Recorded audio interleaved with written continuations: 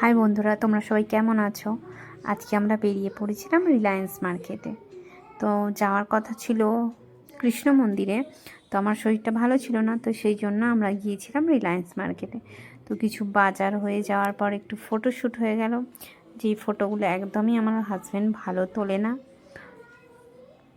তো তারপরে আমরা মার্কেটিং করার পরে রওনা দিলাম বাড়ির দিকে। তো বাড়িতে যাওয়ার পথে আমাদের লেগেছিল ভীষণ জোর খিদে। তো সেই খিদে মেটানোর জন্য আমরা দাঁড়িয়েছিলাম একটা হোটেলে, যেটা ভেজ হোটেল, আর আমরা ওখানে খাবার খেতে খুব খুব পছন্দ করি। তো যেতে যেতে সোনাক্ষী ওখান থেকে একটা চকোস কিনেছিল, ও খেতে শুরু করে দিয়েছিল।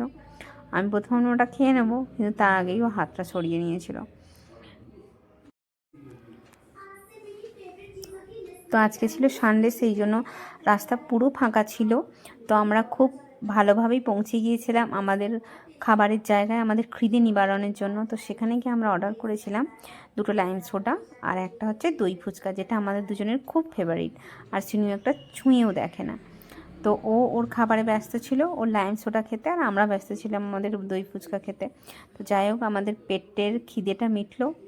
আর আজকের মতো এখানেই শেষ করছি। বাই।